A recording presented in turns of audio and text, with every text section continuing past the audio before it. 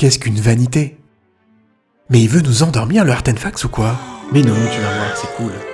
Bon, d'abord, je dois quand même t'expliquer ce qu'est une vanité en peinture. Un genre de nature morte, hautement symbolique dans lequel chaque objet a une signification cachée. Popularisé au XVIIe siècle, là où la vie humaine est alors considérée comme vaine, sans valeur et précaire. Oui, réjouissant. Et comme on savait s'amuser à cette époque, chacun y a donné de sa version. Parmi les objets stars des vanités, on retrouve bien sûr le crâne humain, difficile de faire plus littéral comme représentation de la mort. Mais il y en a plein d'autres, et comme je suis pas chien, je t'ai préparé une super vidéo des 13 symboles récurrents que l'on retrouve dans ces natures mortes très spéciales. Exemple à la clé. Avec tout ça, si tu te la pètes pas au musée, je comprends pas. Le crâne. Le symbole le plus évident, il évoque le caractère éphémère de la vie humaine et le retour à la terre et au grand cycle de la vie. Largement utilisé par les artistes, il constitue en général l'élément central du tableau. Et c'est justement pour l'évidence de son symbole. Universellement compris, il permet d'accrocher le regard du spectateur et de faire en sorte que celui-ci s'approche et réfléchisse davantage aux autres symboles présents dans l'image. La chandelle, elle symbolise le caractère inéluctable de la mort, la permanence de cette fatalité et la brièveté de la vie humaine. Toujours présenter ce consumant, après tout, notre flamme s'allume à notre naissance pour ne s'éteindre qu'à notre mort. Elle est un symbole trop souvent banalisé par les spectateurs. Ne mens pas, as-tu déjà pensé à la mort en voyant ce tableau de Delatour ? Le miroir. Ce tableau me permet d'introduire le troisième symbole des vanités, le miroir. Également souvent banalisé comme un simple élément de décor, il est pourtant chargé de signification. La confrontation à son moi intérieur, l'orgueil, l'illusion du contrôle sur nos vies et nos destins. Sans oublier le mythe de Narcisse, perdu dans son reflet. Le sablier, autre symbole évident. Le sablier cristallise l'éphémère de la vie, le temps qui s'écoule. Il est également l'un des attributs de la mort, ce qui lui confère une nouvelle puissance symbolique. Au fil du temps, le sablier a cédé sa place à un nouvel attribut, plus moderne, la montre. La montre donc. La montre justement, accessoire moderne de mesure du temps, incontournable de nos garde-robes, menotte moderne de notre vie précipitée. Je suis un vrai poète, je sais. Tout comme la trotteuse clique et égrène les secondes, ce symbole de la fuite du temps conduit tous les êtres mortels à leur fin. Si j'aimais les jeux de mots pourris, j'aurais dit que nos vies partaient en fumée, ce qui m'aurait permis d'introduire le 6e symbole. Mais j'ai changé, je suis devenu sérieux. La fumée.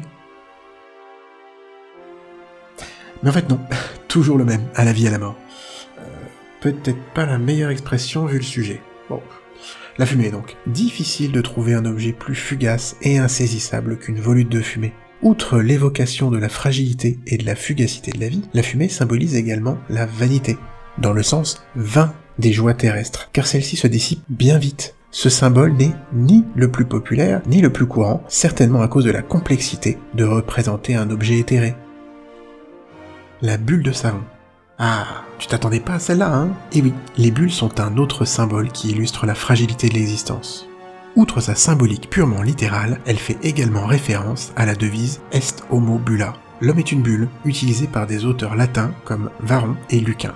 Et oui, le peintre à l'époque était homme de culture. On retrouve parfois ce symbole dans des toiles semblant totalement innocentes. Et l'on se rend compte alors que certaines scènes n'étaient pas si futiles que ça au final.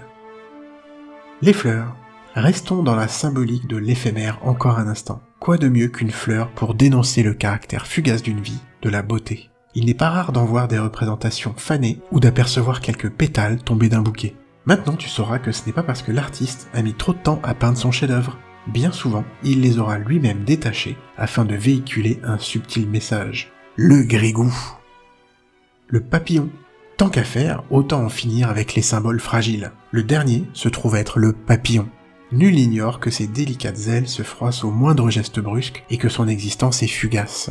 D'un battement d'ailes, il nous divulgue gracieusement ses desseins, l'éphémère de la beauté, tout comme la fleur, l'envol de l'âme à la mort du corps, sa résurrection. Il faut aussi avouer que, tout comme un beau bouquet, le papillon est pour ne rien gâcher un prétexte magnifique pour le peintre de prouver toute sa virtuosité.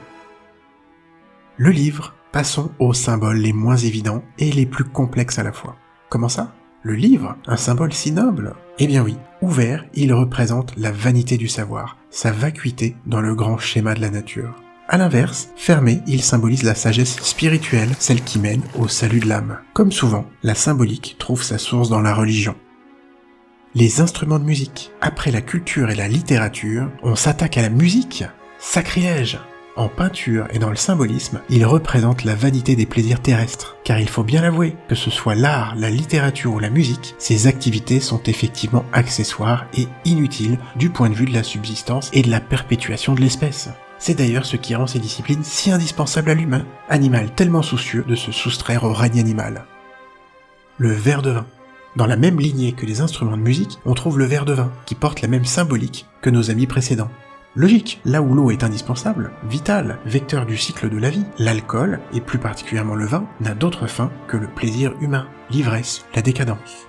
Et d'où vient cette image tenace? Des dieux grecs et romains, bien évidemment. Les fêtes et offrandes en l'honneur de Dionysos et Bacchus avaient pour habitude de dégénérer en grandes beuveries orgiaques. Ces bacchanales, comme on les appelait, ont scellé la réputation du vin. Pourtant, à l'origine, si le dieu du vin tient une grappe de raisin, c'est simplement car il a grandi dans une grotte dont l'entrée était protégée par une vigne, qui lui assurait sa subsistance. L'écorce de citron. Il est grand temps pour moi de te dévoiler le dernier objet fétiche de la représentation de la vanité, et celui-ci va te surprendre. L'écorce de citron referme notre grande bibliothèque de la vanité. Mais quel rapport ? Le rapprochement est moins évident, je te l'accorde. L'écorce, pelée et pendant en spirale, évoque l'écoulement du temps et de la vie. Au fur et à mesure, l'être vivant se sépare de son écorce, sa superficialité, ses imperfections, pour tendre vers le spirituel, son âme, la perfection en somme. L'humain libéré de ses chaînes et de son costume de chair et de sang. Il ne restera que sa pulpe, son essence. Mon Dieu que c'est beau!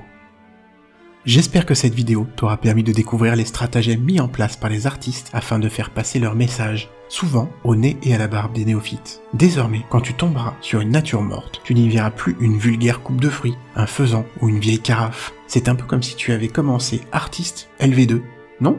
Donc si t'as apprécié, laisse-moi un petit mot, ça me fera plaisir. Et je te dis à bientôt pour de nouvelles découvertes sur l'art. Maintenant tu sais.